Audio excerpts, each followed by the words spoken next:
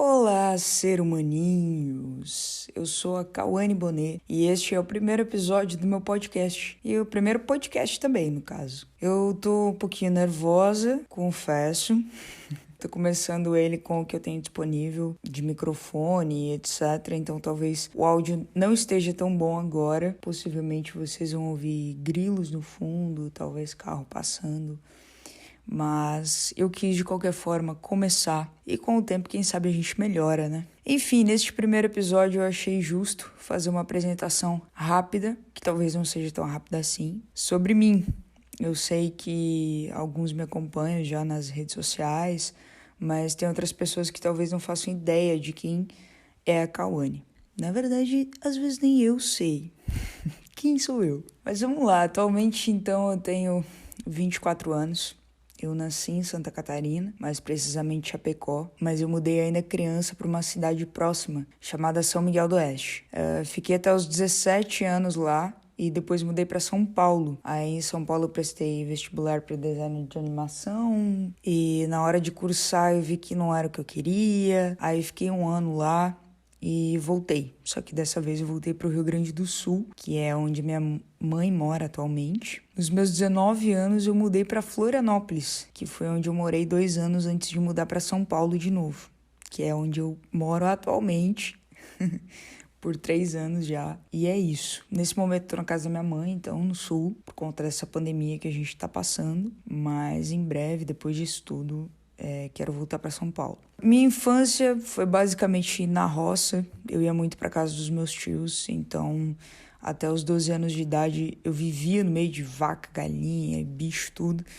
E eu conto isso agora porque eu vejo o quanto isso foi um ponto positivo, sabe? Viver em contato com a raiz de tudo, enfim. Acho que isso é um assunto para outro episódio, mas eu quis ressaltar aqui. Para contar, né? Faz parte de mim. A minha adolescência me parece que passou muito rápido. Então, o que eu lembro é que eu tinha muitos amigos na escola, era sempre líder de turma, presidente de grêmio estudantil, tinha banda, mas em casa eu era muito no meu canto, sabe? Ficava no computador, sempre meio isolada, assim. E foi mais ou menos nessa época, nos meus 14 anos, que eu comecei a externar os meus textos em um blog. Aí mais tarde eu acabei criando a conta no Tumblr e comecei a postar lá os textos. Eu não vou entrar muito em detalhes agora nesses pontos da minha vida, porque eu acho que depois vai dar para eu compartilhar muita experiência em alguns episódios específicos, assim. Nos 17 anos, então, eu tive contato com o primeiro livro que me fez gostar realmente de ler, porque até então eu não gostava de ler, eu não gostava de fazer aqueles trabalhos de escola de resumir livros, enfim, sempre dava para minha mãe ler os livros e depois eu contava.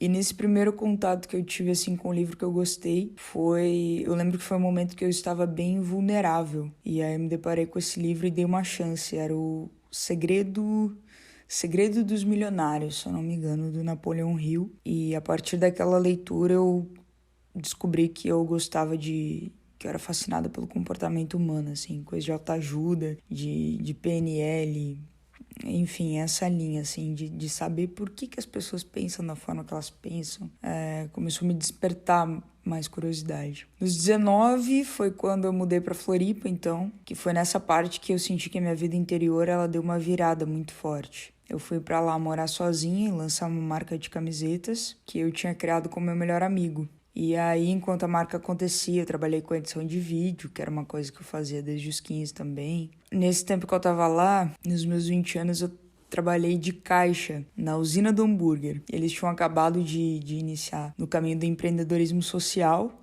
que hoje é muito forte, né, esse caminho deles ainda. Eu acho isso lindo, inclusive um beijo, Thalissa. Gratidão pela oportunidade ímpar que você me deu naquele tempo. Foi muito precioso pra mim. E, cara, nesse tempo que eu trabalhava lá, limpava algumas casas pra ganhar um dinheiro extra, dava meu jeitinho, assim. Acabei conhecendo projetos sociais encantadores que agregaram a minha percepção de mundo, assim, de uma maneira incrível. E essa virada toda aconteceu enquanto acontecia tudo isso, sabe? Em paralelo. Conheci o espiritismo também nesse tempo, sou batizada na católica e isso é uma questão que muitas pessoas me perguntam, né? Tipo, qual a sua religião, assim? E hoje, eu sempre digo que a minha religião é o amor. Por que é exatamente? Eu fui batizada na católica, tenho muito respeito, mas conheci o espiritismo, conheci o budismo, eu já vou contar sobre isso. Leio, né, algumas outras. E hoje eu tenho a certeza, dentro do meu coração, assim, de que religião mesmo é o amor, entende? Tudo que...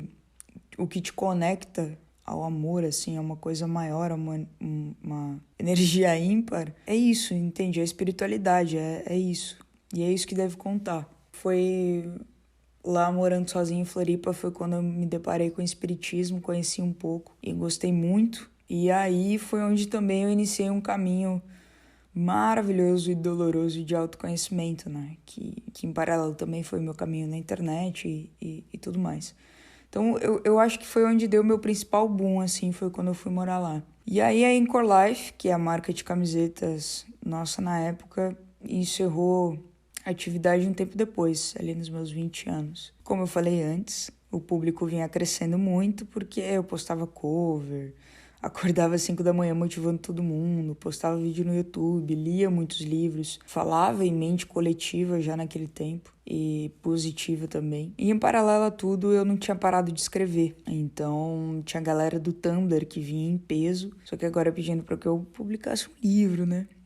Aí, beleza, morei até os meus 20 anos em Florianópolis, aconteceu tudo isso, cresci, amadureci muito. E aí eu mudei para São Paulo, nos meus 21 anos. Para morar com meu irmão, inclusive gratidão pela paciência enorme que teve, ainda tem comigo, meu maninho. Gratidão pelas portas, principalmente que abriu, que não foram poucas. E aí, nesse tempo que eu cheguei em São Paulo, eu não sabia o que eu queria fazer, né? Eu tava me recuperando também de uma crise forte de pânico que eu tinha tido. Eu lido com essas crises desde criança.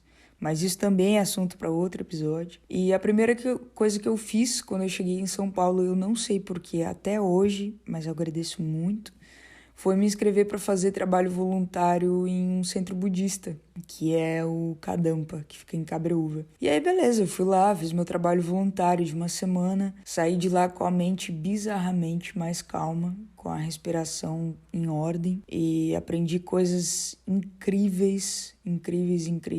E saí de lá com trabalho, que eu tinha enviado o currículo antes de ir para lá. E aí, adicionando uma observação agora, abrindo um parêntese, todos os trabalhos que eu tinha feito até essa idade, até os meus 21, eu não tinha noção deles. Eu entrei sem saber nada, sabe? Fui aprendendo, assim. Em São Paulo, mais uma vez, nesse trabalho que eu entrei depois que eu saí do templo, eu não sabia fazer.